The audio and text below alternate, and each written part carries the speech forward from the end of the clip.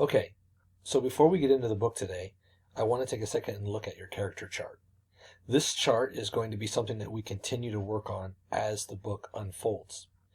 Homework for tonight is to add the other members of Ponyboy's gang to the chart, including his two brothers. As we go through this, what we're hoping is that by filling out the chart, we gain a deeper understanding of the characters from the novel, and this will help us grasp their characterization. What we're looking for are really four major things. First of all, number one is their physical description. Next, we have their personality traits, important information about them, and then their symbolism. Okay, so as we go through the chart for Ponyboy, which is the first character we added, real quick in the first box, if we could please make sure we do write down how old they are. Okay, when we get to the physical description, I really want us to focus on and make sure that we are including the way that the eyes are described. So the physical description that we get of Ponyboy so far in the novel is, first of all, he's 14 years old. His eyes are described as greenish gray. He has light brown, long hair, and he's considered to be smaller and has a very slight build. So he's not a really big, like tough, buff, strong kind of kid. He's kind of small and lanky. What we learn about his personality through indirect characterization is, first and foremost, Ponyboy is highly intelligent. We can see this in the way that he is talking about the incidents that occur, right? He also seems to be a bit of a loner. He enjoys doing things by himself, like, for example, going to movies. He's also very observant. He's able to really look at the things going on around him and he's able to describe them. He's also very impulsive. And the number one thing that many of the characters say about him in chapter 1 is, although he's really smart, Ponyboy does lack some common sense. Important information about him. Here's what we learn about him from chapter 1. Number 1 is we find out that he actually lives with his brothers Derry and Soda. Their parents died in an automobile accident when he was very young. We can see during the plot of chapter 1, he's really close to Soda Pop. Him and his brother Soda Pop have a very special, very close bond. He does not get along with Derry. Derry's had to sort of take over the role of father, parent figure, and him and Ponyboy are constantly butting heads. We learn that Ponyboy is placed in gifted classes at school, often in the same classes with the Socias. We do know that he lives in a very poor, very rough neighborhood, probably filled with crime and violent acts. And the other important information to know about Ponyboy is that right now he is this novel's narrator. The Outsiders is written in first-person point of view and is being told from Ponyboy's point of view and perspective. Also, Ponyboy is one of the story's major protagonists. Lastly is symbolism. For this book, what we want to really think about and really analyze is the symbolism of each character. Not symbols that represent the characters, but what the characters themselves symbolize. As we've studied before, major symbols in literature can include objects, places, actions, and even characters can be symbolic.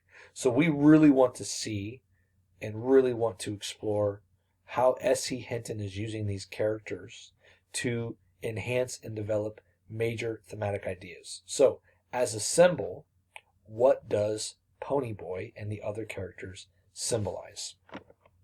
For me, after reading chapter 1, there are a couple of major thematic ideas that I think Ponyboy really highlights. First would be individuality. He is an individual. He is different from the other people in his gang. He is different than his brothers. He is not like them. In many ways, he is very different. The second thing to me that Ponyboy really, really symbolizes is the idea of stereotypes. These greasers that he calls himself, these greasers that the Socias also talk about, are not like Ponyboy if you really think about it. He's not committing crimes. He's not acting the same way that Dallas Winston acts. He's different. So he's really challenging this notion of stereotypes. And last but not least, for me, right now, Ponyboy is really, really symbolizing the idea of vulnerability. You can see in chapter 1 how he struggled to cry in front of Derry, but he was able to do it more so with Soda Pop. So as we think about these characters, let's think about these major thematic ideas that S.E. Hinton might be using these characters to represent. Okay, a reminder, go ahead and fill out the rest of the chart for today's homework based on the characters you were given. Let's go ahead and jump into the book. The Outsiders by S.E. Hinton, Chapter 2. Dally was waiting for Johnny and me under the streetlight at the corner of Pickett and Sutton, and since we got there early, we had time to go over to the drugstore in the shopping center and goof around. We bought Cokes and blew the straws at the waitress and walked around eyeing things that were lying out in the open until the manager got wise to us and suggested we leave. He was too late, though. Dally walked out with 2 packages of Cools under his jacket. Then we went across the street and down Sutton a little way to the Dingo.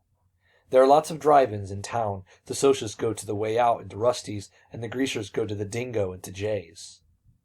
The Dingo is a pretty rough hangout. There's always a fight going on there, and once a girl got shot. We walked around talking to all the greasers and hoods we knew, leaning in car windows or hopping into the back seats, and getting in on who was running away and who was in jail and who was going with who, and who could whip who, and who stole what and when and why. We knew about everybody there. There was a pretty good fight while we were there between a big 23-year-old greaser and a Mexican hitchhiker.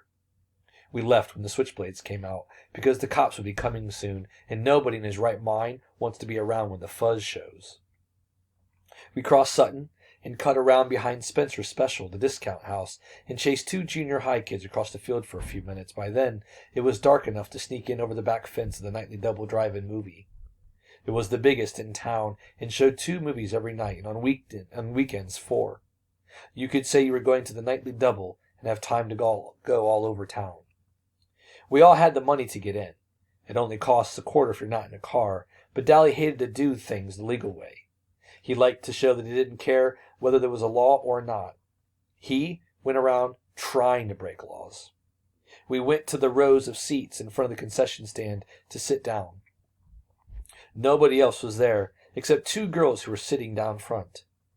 Dally eyed them coolly, then walked down the aisle and sat right behind them. I had a sick feeling that Dally was up to his usual tricks, and I was right. He started talking loud enough for the 2 girls to hear. He started out bad and got worse. Dallas could talk awful dirty, if he wanted to, and I guess he wanted to then. I felt my ears get hot.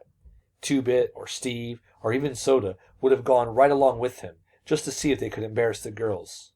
But that kind of kicks just doesn't appeal to me. So I sat there, struck dumb, and Johnny left hastily to get a Coke. I wouldn't have felt so embarrassed if they had been greasy girls. I might even have helped old Dallas. But those 2 girls weren't our kind.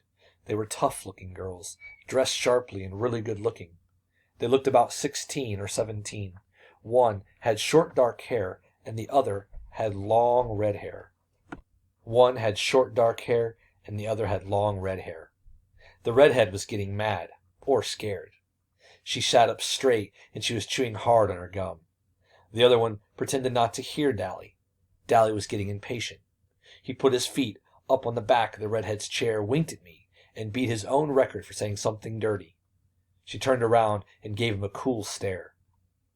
"Take your feet off my chair and shut your trap." Boy, she was good-looking. I'd seen her before. She was a cheerleader at our school.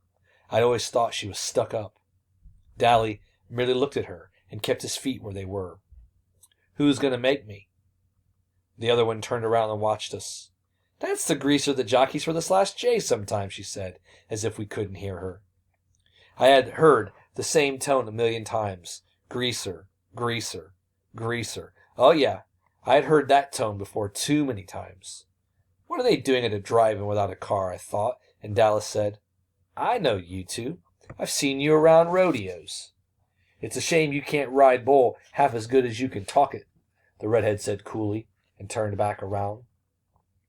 That didn't bother Dally in the least. You two barrel race, huh? You'd better leave us alone, the redhead said in a biting voice, or I'll call the cops. Oh, my. Dally looked bored. You've got me scared to death. You ought to see my record sometime, baby. He grinned slightly. Guess what I've been in for? Please leave us alone, she said. Why don't you be nice and leave us alone? Dally grinned roguishly. I'm never nice. You want a Coke? She was mad by then. I wouldn't drink it if I was starving in the desert. Get lost, Hood. Dally merely shrugged and strolled off. The girl looked at me. I was half scared of her. I'm half scared of all nice girls, especially Sochas. Are you going to start in on us? I shook my head wide-eyed. No. Suddenly she smiled. Gosh, she was pretty. You don't look the type. What's your name? I wish she hadn't asked me that. I hate to tell people my name for the first time. Ponyboy Curtis. Then I waited for the, you're kidding, or that's your real name? Or one of the other remarks I usually get. Ponyboy's my real name, and personally, I like it. The redhead just smiled. That's an original and lovely name. My dad was an original person, I said. I've got a brother named Soda Pop, and it says so on his birth certificate. My name's Sherry, but I'm called Cherry because of my hair. Cherry Valance. I know, I said. You're a cheerleader. We go to the same school. You don't look old enough to be going to high school, the dark-haired girl said. I'm not. I got put up a year in grade school. Cherry was looking at me. What's a nice, smart kid like you running around with trash like that for? I felt myself stiffen. I'm a Grease, same as Dally. He's my buddy. I'm sorry, Ponyboy, she said softly. Then she said briskly, Your brother Soda Pop, does he work at a gasoline station, a DX, I think? Yeah. Man, your brother is one doll. I might have guessed you were brothers. You look alike. I grinned with pride. I don't think I look one bit like Soda, but it's not every day I hear Sochas telling me they think my brother is a doll. Didn't he used to ride in rodeos, Saddle Bronc? Yeah, Dad made him quit after he tore a ligament, though. We still hang around rodeos a lot. I've seen you two barrel race. You're good. Thanks, Cherry said, and the other girl, who was named Marcia, said, How come we don't see your brother at school? He's not any older than 16 or 17, is he? I winced and sighed. I've told you, I can't stand it. The Soda Pop dropped out. He's a dropout, I said roughly. Dropout made me think of some poor dumb-looking hoodlum wandering the streets breaking out streetlights. It didn't fit my happy-go-lucky brother at all. It fitted Dally's perfectly, but you could hardly say it about Soda. Johnny came back then and sat down beside me. He looked around for Dally, then managed to shy hi to the girls and tried to watch the movie. He was nervous, though. Johnny was always nervous around strangers.